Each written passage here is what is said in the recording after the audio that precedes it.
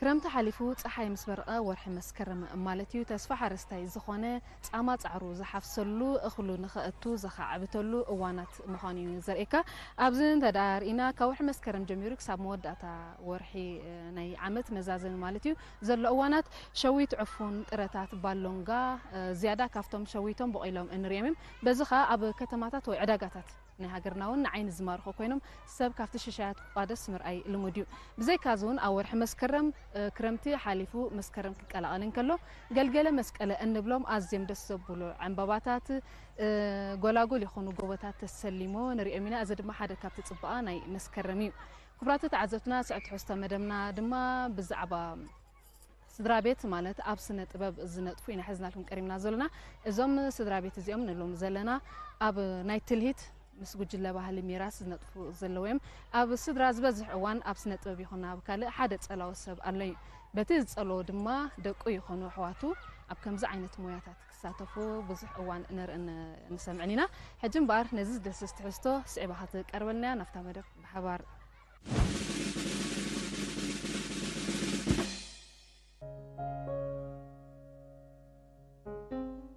مدرخ ديوم كل حيو انكلو انكترئي بمنقسقاساتهم اب تمسات قطعتو غزي ايوسدنيو اتتلهيت سبحال مويا اب لبوم بوتا حازيو كمزلو باقو نختكمكمو زشكر ايكونن نت اب لبوم بوتا حازيو زركب مويا غزيوم يوفيلو اب استفالاليو اوانات مدرخ تلهيت تقاصاصيروم يوم بفلاي دما بهاجر درجة زكايد مرئيت كل حيو مرأي فوليتر إيو أيكونن مستمويا أزي طبق زخونة زمدنا ينفتيرهم نتلهيتون ببناتهم أقلالتها ترقم يهبوا بزي دما نتحيزو موزلو مويا معرخن داي كبرت كم زهبوا بقليلو زسواتكا كاب حانت ماتن زفريو دك حانتي أحواتيوم اتوم سلسته احوات زبل قصل سم كم كال اي مصوعي سمون كوينيو زركب امويات الهيتيوم زنطفو ابز حجي عنبيبا فرقت تبركت زلا جوجله الهيت ميراث زفريهم كم تلهايت كوينوم مس جوجله الهيت ميراث كاب زنطفو استات شمونت عمتات اقصيروم يركبو نمويوم زياده كبريوم زهبو نتمويا مسيلوم دما يسرحو نممعبالو دما اجقوم سبسيوم حدا كابت حدا كي ترفه اب صحري يركبو وشت او دليتوميو نابز مويازي نخاتو زدفافقوم تمرتي اخا بعبيناي تمرت مبلي مغنيات اتي اب تمرتات نمهارو ناي چعاتي بهرات كلو نطفتاتهم اكدادنوم ازراربوم سعسيتهم اما حبراوي هيوتهم كي ترفه لغبرو كل سلن فوتو كل سل تمارنا مويات الهيت مويان تمرتن ناي تريد كوميا كريو اب غلغله سبات تريد مويا يكون نيمدلو بناتا الرأي كن تريد تسخبر مويا يناي مالتي كدم زغول نكون نجر كدمي قانقا كدمي كادخال نجرات كدم غول سلازمته تريدس قانقا يبقى همزمش مويا ترايد يكونس كل يبقى تريد ناي تريسي مش موسيقى تراي يكونن وين كان مزدرا فاي تراي سبكم الموصلو مزدرا فاي كم زي ونقا توصل تراي الموصلو تريد عب موياي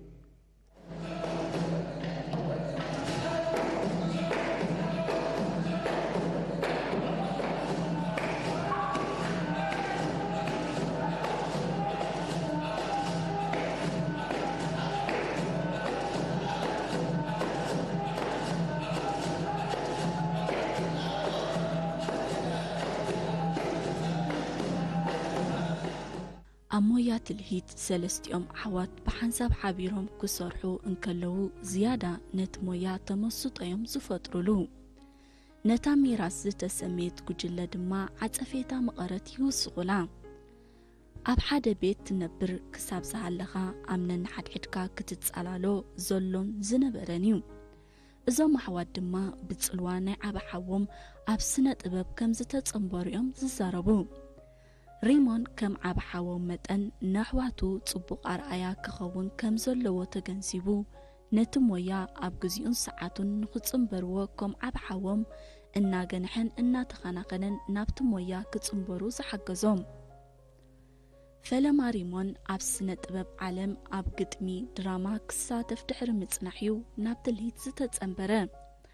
ቢልዮንን ኬብሮንን ድማ ካብ ፈለማ ናብ ስነ ጥበብ ክጽንበሩ እንከለዉ ብትልሂት ከም ዝፈለሙ ይዛረቡ መጀመርያ ኮ ኣነንሱን ወልሓንቲ ናይ ስራሕና ነርና ማለት በይኒ ይሰራሕ ነይሩ ከምዝሱ ናይ ፌስቲቫል ዞባ ማእከል ግን ምሻሉ ናይ ፌስቲቫል ኣብ ኤክስፖ ድካት ይዕጾ ነይሩ ሕጂ ሕና ክነብፅሐሉ ክዳውንቲ ገይልና ንኸይድ ንርኢ ምሽ ኣብኡ ስዕስዑ ገለ ንሪኦም ተመሲጥና ንርኢ ነርና ሕጂ ክንኣቱ ንደሊ ገለ መለ ግን እሱ ኣይድግፎን ስለ ዝነበረ ተመለስ ገለ ይብለና ነይሩ ሓንቲ መዓልቲ እሱ ሳዋ ምስ ከደ ንሕና ኣቲና ጻሒና እያ ማለት እዩ ካብሱ ንዓና ከምዚ ጸሊና እምበር هو بمجمرتا كم زدبول أنا إجميرة أجي بقدمي خلي عمتات أبز مويات اللي هي مسجوبركم كنا أتو قلما لبدون نيرم أفتكر جيتي نعشت سلر نورو ولا أنا خأدوس هاي مش كم مسجوبز دحاني نعشت سلر نورو جنس دي ما أبزعتهم مستعم جوبرو قلما لبدون نيرة بهمو تعنت ويد بالكي بهم يدخل كلهم نيرة ماتي أقعد أمو خوينا خا أنا سوا مسكوتكم السوم أتيم تاني حمني أريد شعو وبيزم يوم مات نعي كم تناتي ديكون خمانش نعي حلفو من يوم كيدم أجي السوم كمان جرفون نعي كيب لنمبر أنا جرفوس كله ما يكني ماتي مويا تلهيد أتنا له بجمر تختشين عصر تغلتني لك عصر تهار عمتني أنا خلتينا مسؤول مالتي مسمانتاي كباب قنبتي أو جزاتنا يعني نخلتينا نصاتنا أنا روبيل بال ورجزاتنا موي أرتيستي وراسه تواسعي روبيل تغلب بال تشجرو وزنا ماتي نيقوم بت نيرو قول أخوين كاد سرحسي وزنا أقط أم خوا أجي حلافينا يزوج لبال لولو ماتي أمان إلا ويتسنها ماتي ليش أسرت تغطي قول أتكوننا سرانيرنا ناي هنا أشتو سرانيرا أماني أبدنا أو أسر هنا ماتي بقى تجمر كتشن أسر تغطين شعو أي قتلنين ناقشت لنبرنا كم زاد بالك شعو خلت ميسنا أب ني فيستيفال كذا خاسر هنا إن شاء الله ميراث ألنا شو مونتا أمريكنا ميراث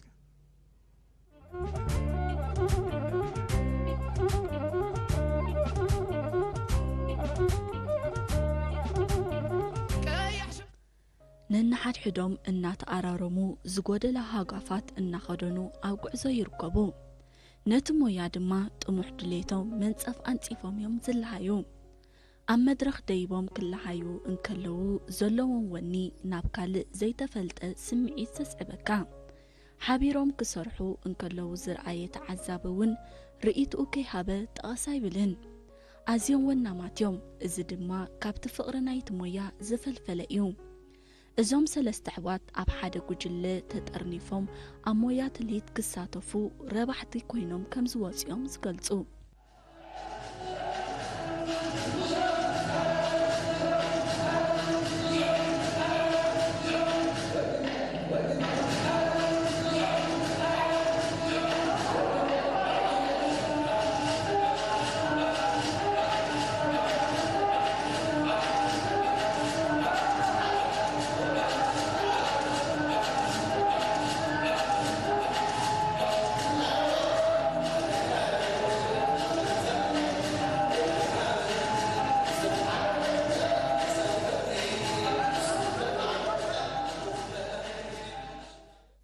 እዞም ፍረ ሓንቲ ማህፀን ዝኾኑ የሕዋት ኣብ ሓደ ሞያ ክነጥፉ እንከለዉ ተወሳኺ ድማ ኣብ ሓደ ጉጅለ ባህሊ ተጠርኒፎም ክሰርሑ ኪነት ንሶም ዝረኽብዎ ረብሓ እታ ጉጅለ እውን ተረባሒት እያ ትኸውን ነታ ጉጅለ ዝያዳ ጣዕሚ ከም ዝህልዋ እዮም ዝገብሩ ኣብ ሓደ ሰሚሮም ተወዝወዝ እንክብሉ ዝያዳ ሰሓብቲ ይኾኑ ብፍላይ እቶም ክልተ ማናቱ ኣብ ሓደ ጉጅለ ስለ ዝርከቡ ኣብ ስነ ጥበባዊ መዳይ ኣዝዮም ሓገዝቲ እዮም እዚ ድማ ሓደ ብልጫ ናይቶም መናቱ ምዃኑ እዩ ማንታስ ፍሉይ ሕጂ ኣብ ኣርትኻ ሓደ ፍሉይ ነገር እዩ ዘድልየካ ስለዚ ብክልቲኦም ዝተፈላለዩ ነገራት ክትሰርሕ ትኽእል ኢኻ ኣብ ሓደ ስቴጅ እውን ክልቲኦም ዝተፈላለየ ካራክተር ሂብካ እንድሕር ዳ ደይብካዮም የደናግር እዩ ካልእ ነገር ስለ ዝፈጥር ኣዝዩ ፅቡቕ እዩ ሓቆም ብጣዕሚ ምክንያቱ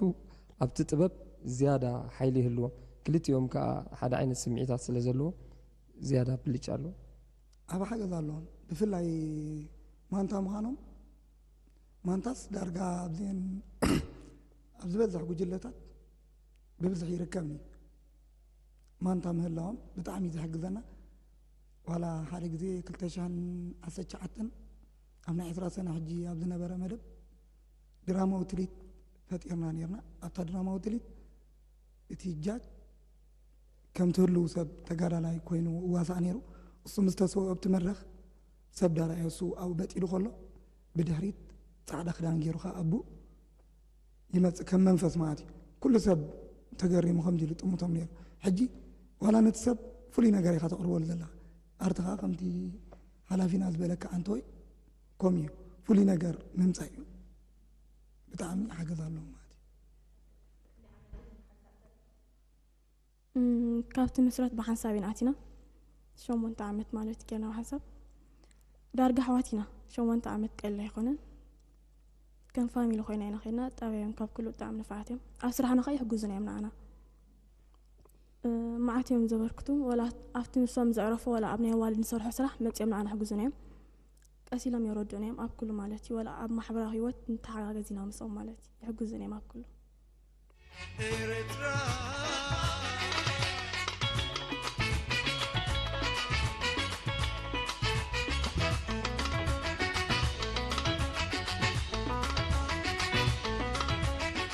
ስነ ምግባር መራሒ ኩሉ አንፈትዩ ካብ ስነ ምግባር ወፃኢ ዝሰርሕ ሰብ ድማ ካብ ሕብረተሰብ ፍንፍን ክኸውን እዩ ዘገድድ ነዚ ዝተረድኡ ለባማት ድማ ስነ ምግባር ኣብ ዝኾነ ዓይነት ሞያ ከስተምህሩሉ ዝስምዑ ኣብ ስነ ጥበብ ዓለም ድማ ስነ ምግባር ብዝያዳ ክስራሓሉ ዘለዎ እዩ ዝኾነ ስነ ጥበባዊ መርኣያ ናይ ሓደ ሕብረተሰብ ስለ ዝኾነ ስነ ምግባር ቀንዲ ዕጥቂ ስነ ጥበባዊያ ኣብ ጉጅለ ትልሂት ሚራስ ዝነጥፉ ኣባላት ድማ መርኣያ ናይ ሕብረተሰብ ስለ ዝኾኑ ኣብ ዲሲፕሊን ኮነ ስነ ምግባር ኣልያ ስለ ዘድልዮም ነዚ ሓሳብ ኣብ ግብሪኦም ዘተግብርዎ ኣብ ትሕቲ ጽላል ሓደ ጉጅለ ምህላዎም ድማ ምስ ዲሲፕሊን ተቆሪኖም ክጓዓዙ ሓኪስዎም እዩ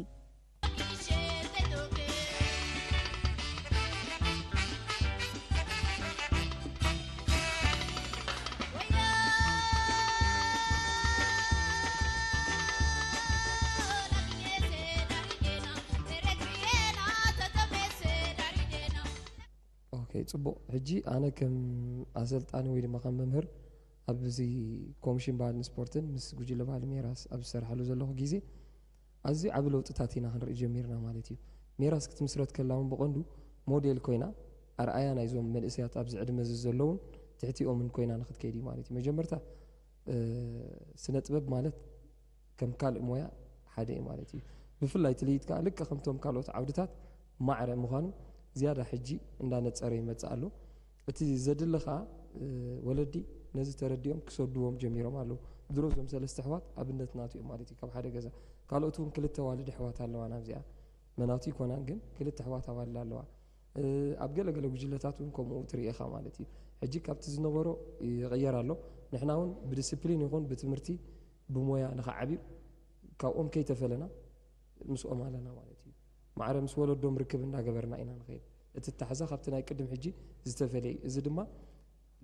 ፃዕሪ ስለ ዘድልዮ ሓደ ለውጢ ጌርካ ክተምፅእ ስለ ዘለካ እዚኦም ድማ ብናእሽኦም ጀሚሮም ኣዕቢናዮም ኣለና ሓደ ከም ሞዴል ኮይኖም ድማ ኣብ ፅቡቕ ደረጃ ይርከቡ እቲ ውፅኢት ከዓ ህዝቢ ዝምስክሮ ግን ብዘይ ቀል ዓለም ኣነ ክሪኦ ከለኹ ካብቲ ዝነበረ ናይ ሰማይ ምድርን ፍልልያ ኣለዎ ብዲስፕሊን እዮም ዝኸዱ ዓቕሚ ሞያ ናይቲ ትልሂት እውን ዓብይ ኣሎ ሕጂ ኣብቲ ረኣያ እውን ተመፂኻ ማዕረቶም ካልኦት ትልሂታት ንክኸዱ ለይትን መዓልትን ኢና ንፅዕር ኣነ በዛ ነብሰይ ማለት እዩ ኣብ ሜራስ ካብ ዝኣቱስ ኩሉ ኢኻ ማለት ወላ ሂወትካ ኢኻ ትኽድብል ማለት እዩ ካብ ትረፊ ኩሉ ዲስፕሊን ትመሃር እንታይ ከም ተማልእ ዘለካ ትመሃር ተለያይኩም ካብ ክትገብሮም ዘለካ ዝተማልእ ኾን ማለት እዩ ከምዚ ኣብ ሂወትካ ዋላስ ስሩዕ ኮንካ ንኽትከይድ ብጣዕሚ ይሕግዘካ ሕግታት ማለት እዩ ብፍላይ ድማ ኣተሓዛናይ ሓላፊና ኣማኒኤል ዳዊት ከም ሓላፊና ዘይኮነስ ከም ደቁ ከም ስድሩ ከም ስማይና ንኸይድ ማለት እዩ ኣብዚ ካብ ዝኣቱስ ፅቡቕ ኣብ ሂወተይ ከሲበ ማለት እዩ ዓብ ነጥበ መቐይሮ ኣብ ሂወተይ ገይረ ካብ ዝርድአኒ ማለት እዩ ልካ ነሲኢኻ ኸባይሶ ኣብ ሓንቲ ጉጅለ ባህሊ ተጠርኒፍካ ስነ ጥበባዊ እዮታትካ ምስልሳል ካብ ጉድኣቱ ጥቕምታቱ ይዛይድ እዞም ኣሕዋት ድማ ኣብ ጉጅለ ባህሊ ተጠርኒፎም ክሰርሑ ካብ ዝጅምሩ ንድሓር ረብሓታት ከም ዝረኸቡሉ እዮም ዝገልጹ ሞዮኦም ንምምዕባል ድማ ኣካዳሚያዊ ስልጠናታት ይውስኹሉ እዮም ብተወሳኺ ምስ ባህልን መንነትን ክላለዩ ድማ ባብ ተራሒሎም እዩ ኣብዛ ተጠርኒፎማ ዘለዉ ጉጅለ ትልሂት ኪንዮቲ ዘለሃይዎ ዓይነት ትልሂት ብዛዕባ 9 ብሄራት ዝያዳ ኣስፊሖም ምስ ባህልን ክብርታትን ብሄራዊ ሕብርታት ክላለዩን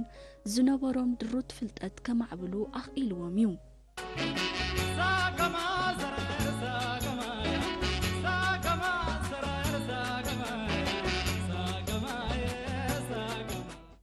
ሓቂ ዘረባ እቲ መጀመርታ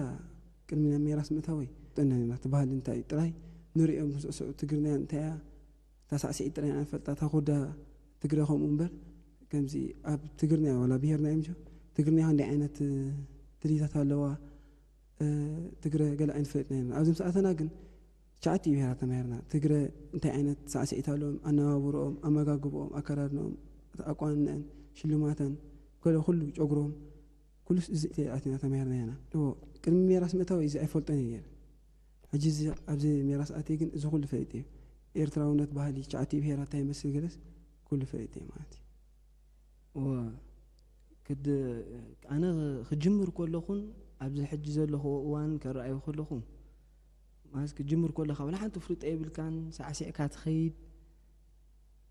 ከምኡ እዩ ነይሩ ሳዕሲዕካ ትኸይድ እንታይ እዩ ብሄራት 9 ብሄራት እንታይ እዩ ትግርኛ እንታይ እዩ ኩናማ እንታይ ወላ ሓንቲ ትፈልጥኒኻ ለቨል ባይ ለቨል ምስከትካ ግን ኩሉ ናቶም ትፈልጦ ማለት እዩ ብፍላይ ከዓ ሜራስ ምስኣተኹ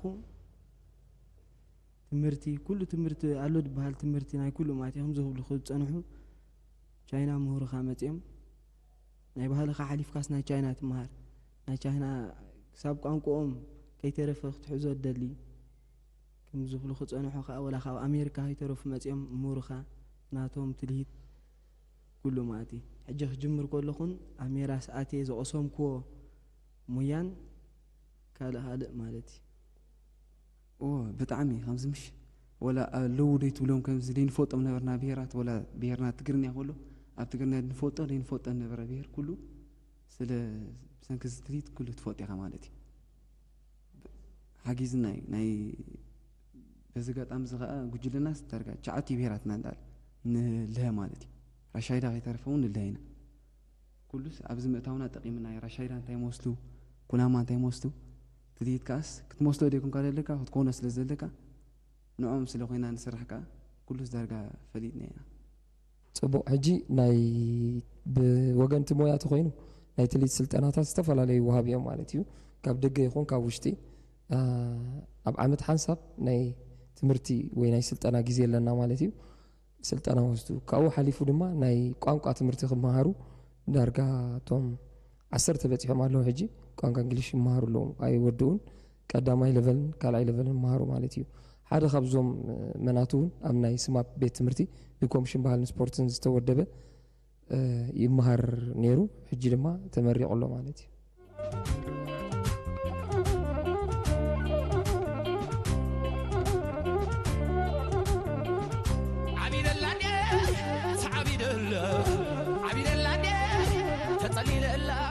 ትልሂት ርእሱ ዝኽኣለ ዓብ ሞያ እዩ ብመንገዱ ኣቢልካ ሃብታም ባህሊ ከተላሊ ዘኽእል ሓይሊ ኣለዎ ኪንኡ ድማ ኣካላዊ ብቕዓት ከተማዕብል ይሕግዝ ኮይኑ ግን ነዚ ሞያ ከም ሞያ ዝገልጾ ኣዝዩ ውሕድ እዩ ኣብ ኣረዳድኣን ኣተሓሳስባን ሕብረተሰቡን ተቐባልነት የብሉን ክበሃል ይደፋፍእ እዩ እዞም ኣሕዋት ድማ ነዚ ሓሳብ ክሰብሩ እዮም ተበቂሶም ነቲ ካብኣቶም ዝጥለብ እናማልኡ ድማ ኣብ ጉዕዞ ይርከቡ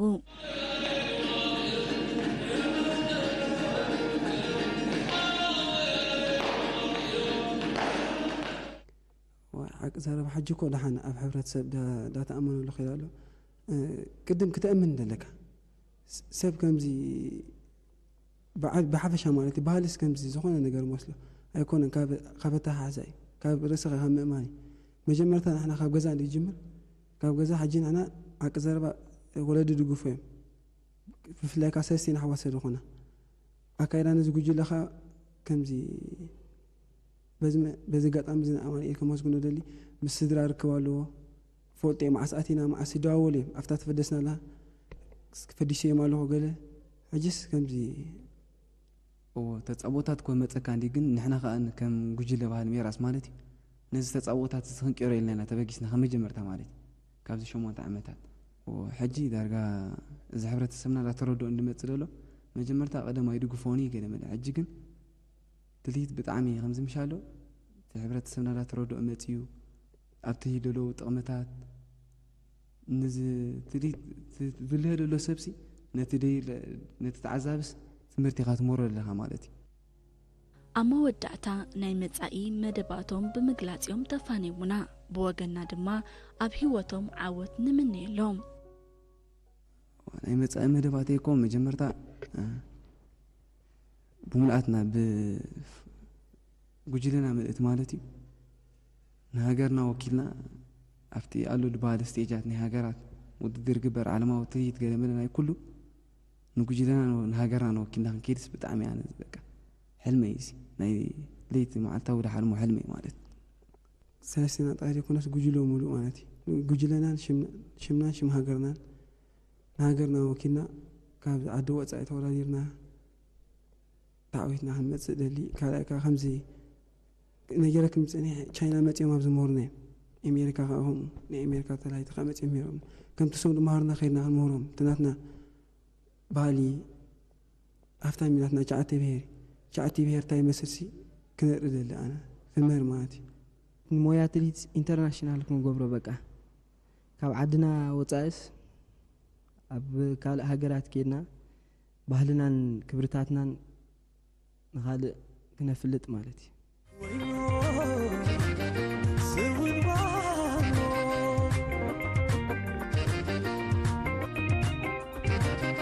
وينو سوانو بسددو